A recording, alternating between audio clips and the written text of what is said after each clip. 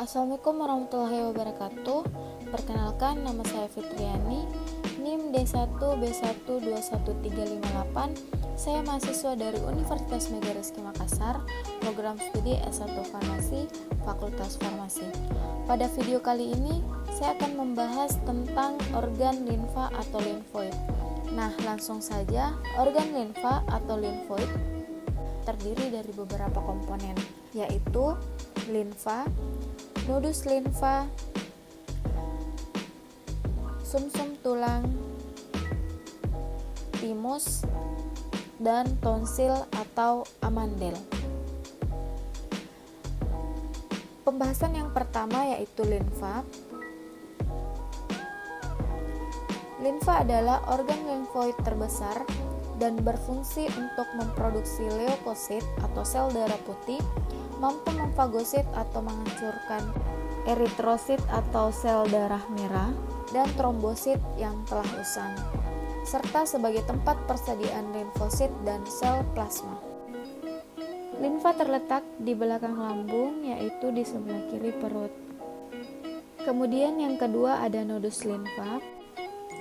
Nodus limfa berperan untuk menghancurkan partikel asing agar tidak menyebar ke jaringan tubuh. Jika terjadi infeksi dekat dengan nodus limfa, maka akan terjadi pembengkakan. Nah, mengapa terjadi pembengkakan?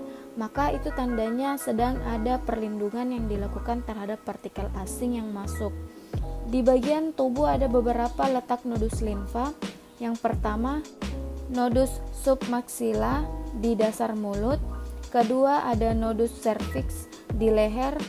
Ketiga, nodus supracoclear, yaitu berada di bagian siku. Keempat, nodus di bagian ketiak. Dan kelima, nodus ingueen di lipatan paha. Kemudian yang ketiga yaitu sumsum tulang. Sumsum tulang terdiri dari dua jenis. Yang pertama yaitu sumsum merah dan sumsum kuning. Tetapi pada organ limfoid lebih tepatnya pada sumsum merah.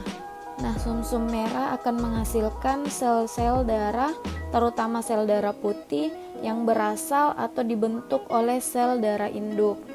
Sel darah induk yang kemudian akan berdiferensiasi menjadi berbagai jenis sel darah. Yang berperan dalam sistem kekebalan tubuh manusia itu adalah sel darah putih. Sel darah putih terbagi lagi menjadi 5 jenis. Yang pertama ada neutrofil, kedua eosinofil, ketiga basofil, keempat monosit, dan kelima limfosit. Nah, untuk neutrofil dan monosit biasa disebut dengan sel fagosit. Mengapa dikatakan sel fagosit? Karena neutrofil dan monosit memiliki kemampuan untuk memakan atau menghancurkan partikel asing. Sedangkan untuk limfosit sendiri akan berdiferensiasi kembali menjadi dua jenis, yaitu sebagaimana yang kita kenal yaitu limfosit T dan limfosit B, di mana limfosit B tempat pematangannya terjadi di sumsum merah, sedangkan limfosit T tempat pematangannya di kelenjar timus. Kemudian yang keempat ada timus.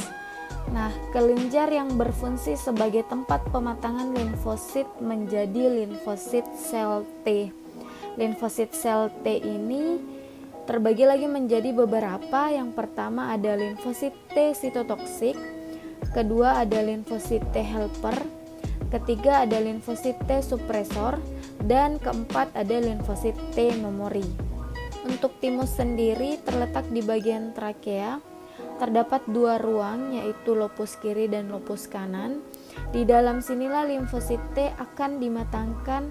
Selain itu, kelenjar timus juga menghasilkan atau mensekresi hormon yang namanya hormon timosin, di mana hormon timosin ini berfungsi untuk menunjang kinerja dari limfosit T.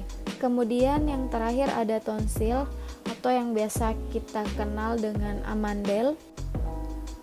Tonsil atau amandel ini menghasilkan limfosit dan berfungsi untuk melawan infeksi pada faring dan saluran pernapasan bagian atas.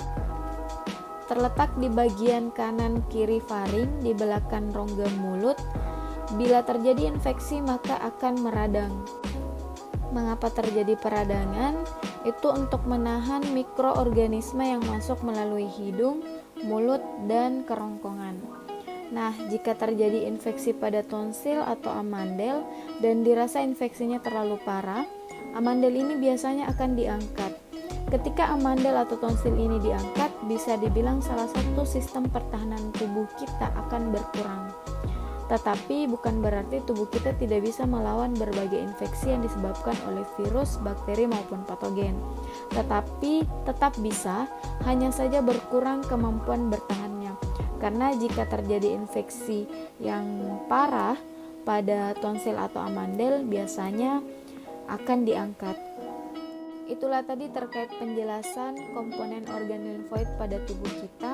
Semoga penjelasan dari saya dapat membantu teman-teman untuk lebih memahami tentang komponen organ limfoid.